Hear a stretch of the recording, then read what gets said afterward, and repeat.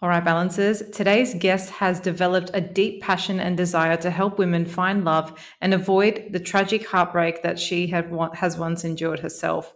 After completing her coaching certificate, she's begun helping women all around the world reconnect with their feminine energy, build confidence, and feel empowered to make healthy relationship choices, something that we know is absolutely critical to balance. So it's my absolute pleasure to welcome Rikki Dymond to the Balance Theory podcast. Rikki, a warm welcome. Thank you so much for having me. I'm really happy to be here. No, I'm so excited. I mean, I was just very briefly telling you that I have, I think, what I would call like an intuitive knowing about feminine energy, masculine energy, but it's something that a lot of the listeners have personally requested. So I know a lot of people listening right now are going to be very excited on the edge of their seats.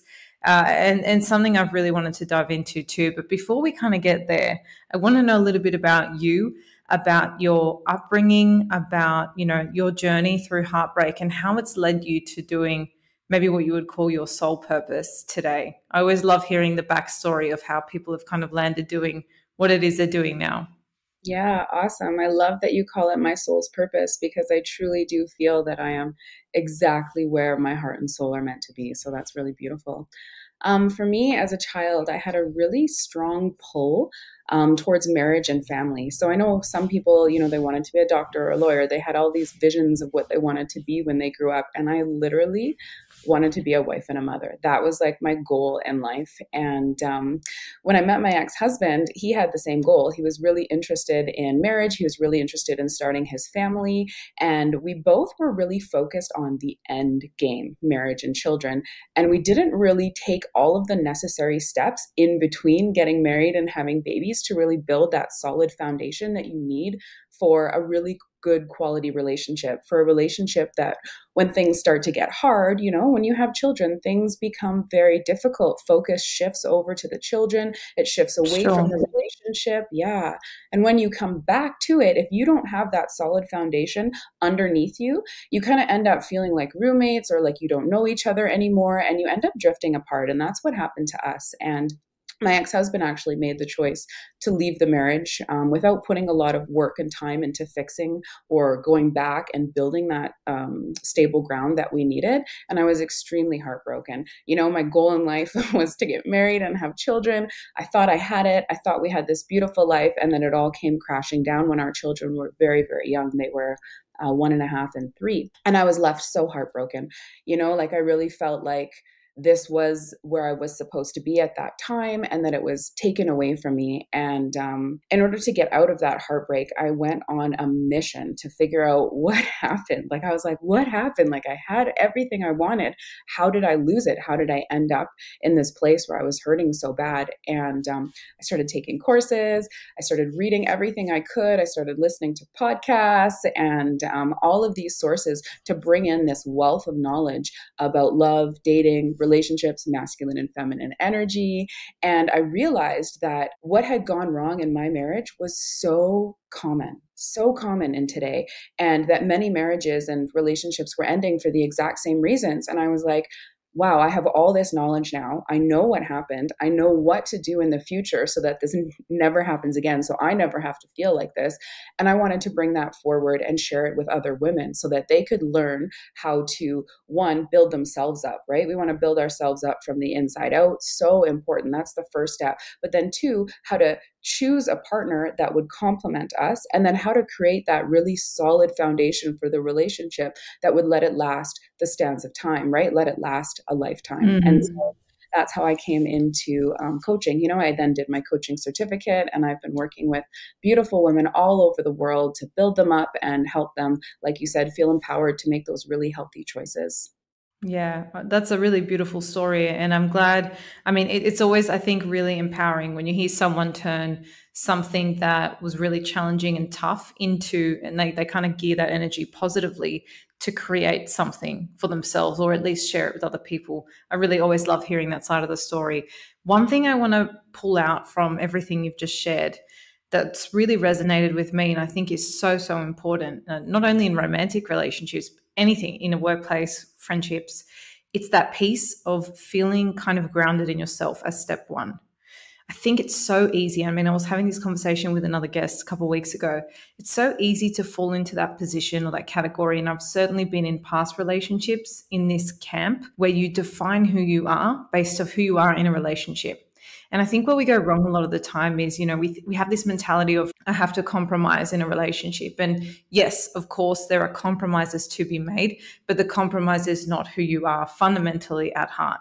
And so if we kind of lean into this a little bit more, how do people ground themselves? I mean, there might be people listening who are single, looking for their soulmate, they're dating, they're exploring opportunities.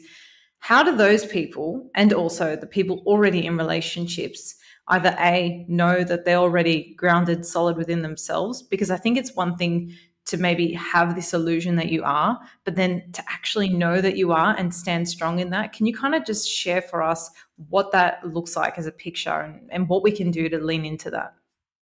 Yeah, I think one of the biggest things that we need to do is that we need to create our own purpose in life, right? We need to create our own passions. We need to create our own hobbies. We need to have our own friends. And so when we start Very creating important. Yeah, when we start creating a life around the things that we love and enjoy, right? Like let's say you're not in a relationship yet, you're single. This is a really beautiful moment for you to really discover yourself, discover your hobbies, your passions, foster those relationships with your friends and yourself. Start doing all of the things that make you happy. And even if you're in relationship, right? As you said, a lot of people lose themselves. I have lost myself in relationship, and that's because I moved away from my own passions. I moved away from the things that I do creatively that make me happy, right? Because that's how you start finding that internal joy, is by doing things that you love. And then maybe your partner can join into some of them, but maybe you just have some things that you do on your own, and keeping that little piece of your own identity is really, really important. Having your individuality and having those moments where you are able to go off and do your own thing, whether you're in relationship or not. And your partner should be able to do the same, right? Like that's super important, especially for men who Mhm. really crave their freedom. Being with a woman who allows them to have that life, to have that freedom, those hobbies, is really valued by men, right? So being able to have that for yourself builds yourself up, keeps you happy, but then being able to let your partner have his own life will keep him happy. And that's one thing that really leads to longevity, because you have your personal happiness, you have your happiness within the relationship, and then that creates this balance, right? Absolutely. Well, if we're talking about like balance within a relationship, I think especially like if you're already in one, of course, it's never too late to, work out where you stand or reassess things. I think the key thing is as long as you're with somebody who gives you that space to grow, to reassess, to realign, that's all that matters, because there's going to be so many different situations in life where you're going to want maybe something different, to explore something new, to challenge yourself. And if you have a partner who's unsupportive maybe, and expects you to be the same person forever, or that version of you that maybe you confined or contained to what they wanted at a certain point in time, I think that's where we run into a little bit of trouble and imbalance in not only the relationship but ourselves. But what I will say is, for those not yet in a relationship, I mean, I know the focus, I speak to so many women in their late 20s, and they're really hyper focused on finding the right person. But I also think they have this incredible opportunity to really get to know themselves at an age in life where you're mature, as opposed to, like if you're getting a relationship when you're 20, right? But you're in a relationship that doesn't give you that space to grow. I mean, I met my fiance when I was 21, but I'm very fortunate that he's also super independent and grounded. He actually taught me the importance of having, our own separate time. And it was something I came to value because I saw that it kept us our own individual people. And then, we came together. But I think for those people who are really hyper focused on finding the right person, to actually take a step back and appreciate that you're able to navigate and kind of ground yourself so you can find the right person, or when you do find the right person, you have this beautiful life for yourself, I think is a really great opportunity. But I want to lean now a little bit more into energy, because I know it comes into this really, really well in terms of not only our own energy, but how we can, find know the right energies in somebody else.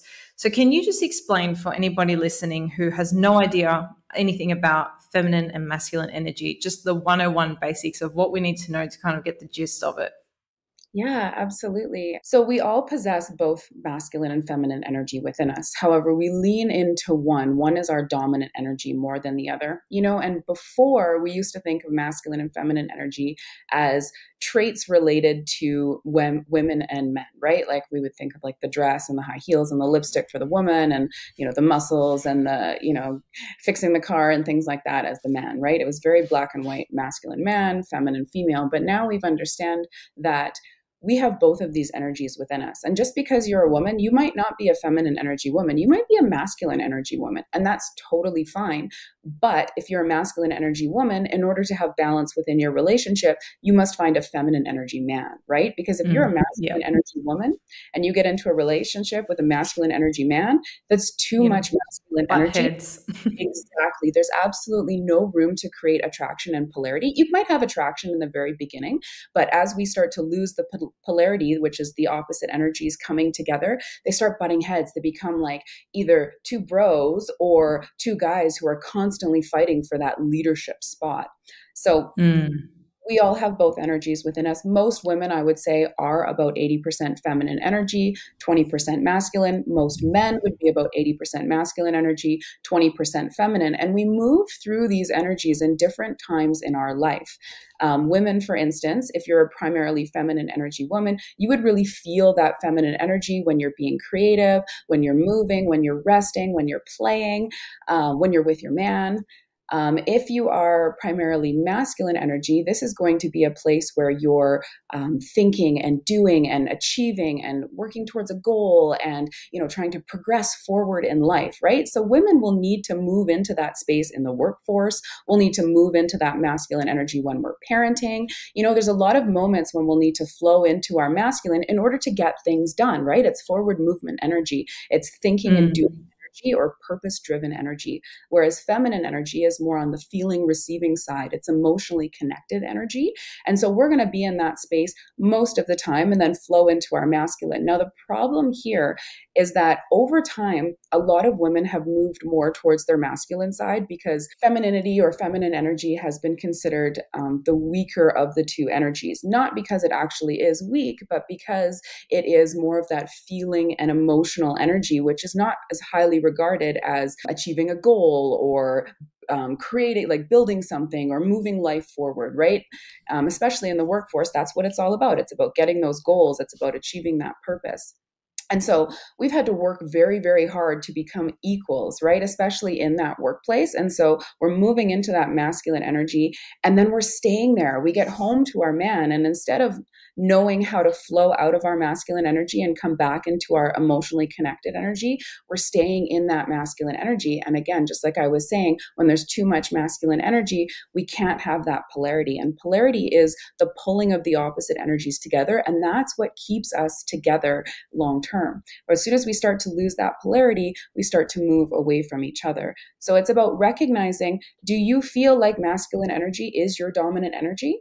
If you do, your partner needs to be the exact opposite. If you feel, no, at my core, I feel feminine, I feel creative and intuitive and present and, playful and compassionate and all of these things, but I just don't know how to move into that space. It's learning about how to come back to your feminine and then recognizing when you're in your masculine and if it feels right in that moment, and it's about honestly just sitting and pausing and breathing and feeling into yourself. And if you're feeling out of whack, go spend some time with your friends.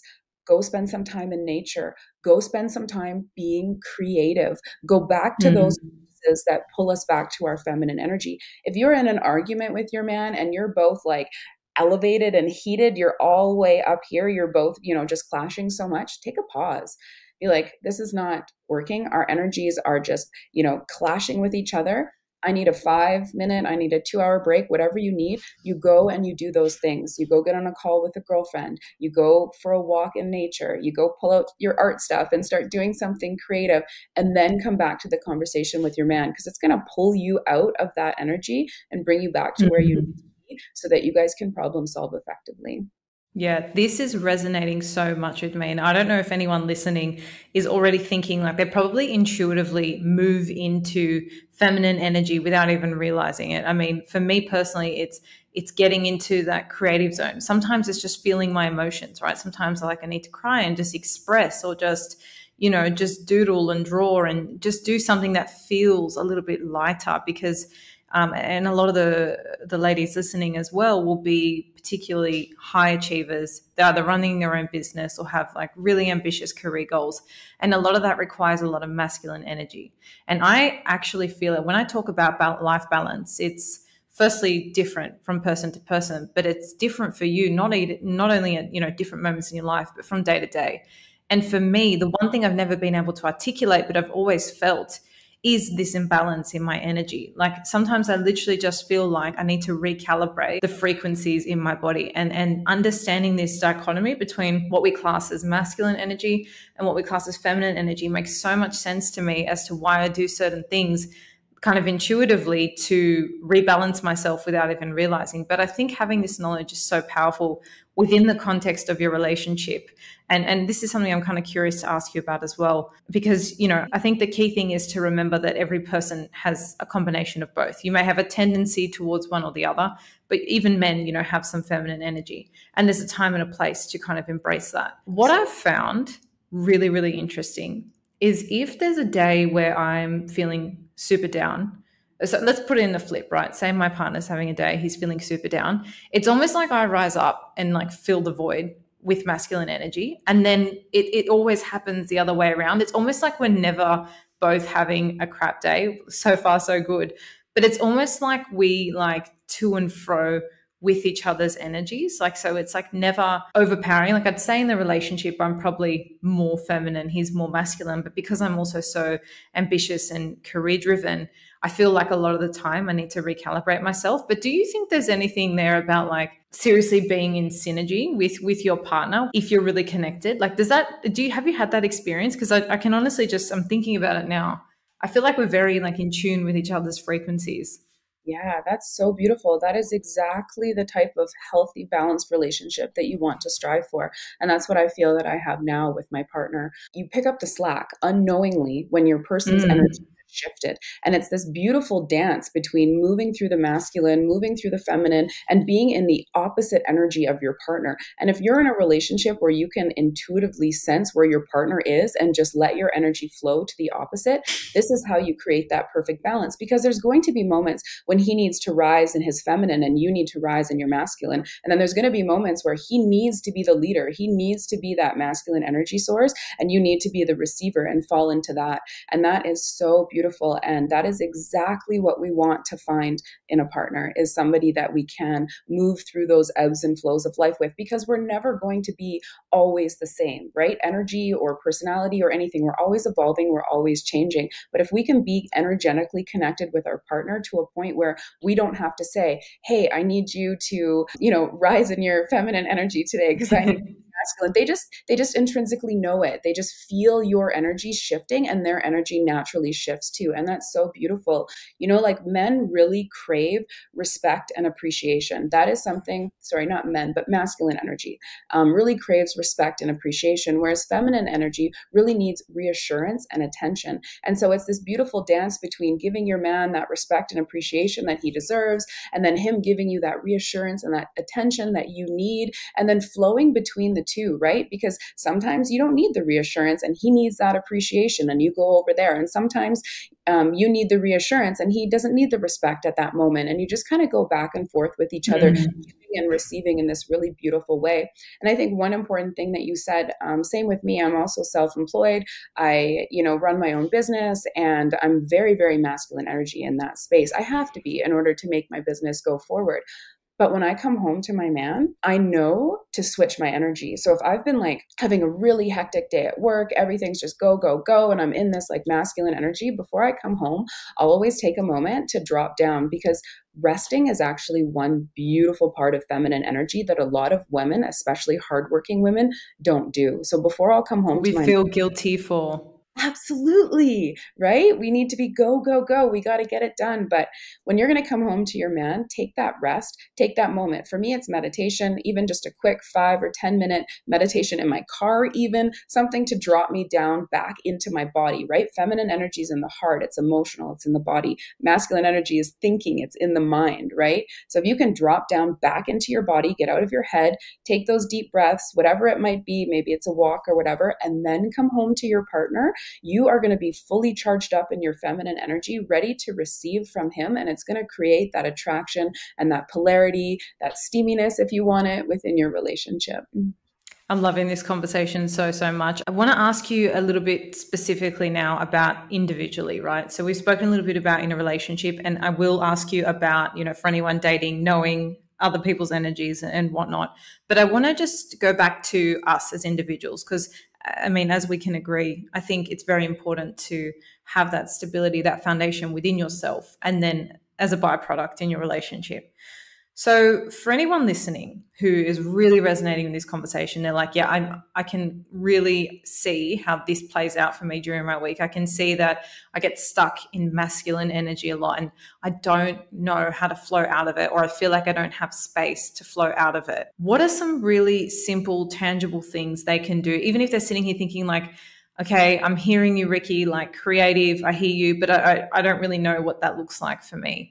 Do you kind of have, I mean, I know you've mentioned meditation already, any other little things that are really easy for people to do to try and lean in, or things they can just start to experiment with? I mean, I always say there's no single blueprint. It's always just tools in a toolkit. We can try, and some things might work on some days and some things might work on others. But just as a general overview, do you have some really tangible things people can try and flow out of masculine into feminine, or even vice versa when they need to, switch it on? I want to say that being single is one of the most beautiful times for self-discovery. I know a lot of women, especially, get really stuck on, oh, I just want to have a man and I just want to have a boyfriend and I just want to be in a relationship. And we use our single time in a way that is really forward towards the relationship instead of forward to, the relationship that you're seeking instead of forward towards yourself.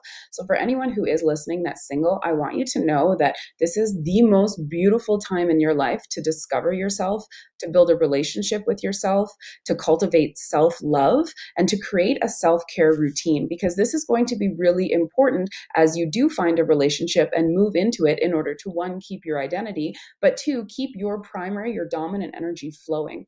Because when we are single, it's really easy to be in our feminine energy. It's so easy because we're creating our own life, we're doing our own thing. We don't have to focus on anybody else. But then once we get into a relationship, we have to be a lot more conscious with what we're doing, considering somebody else's feelings, considering somebody else's energy. And it's really easy to get stuck in that masculine energy. So what I want you to think, because you're thinking. You're constantly thinking. And a lot of women don't know how to sit back and allow the relationship to progress forward naturally. We try to make the relationship move forward, and that's masculine energy, right? So when we're trying to push the relationship to the next level, to the next level, to the next level, instead of sitting back and enjoying the beautiful relationship that's unfolding before us, we're moving into our masculine, which sometimes drives men away, right? So being able to just sit back and enjoy the unfolding, enjoy the dating process. I know everyone's like, I want to skip the dating process and jump right into commitment. No, you don't.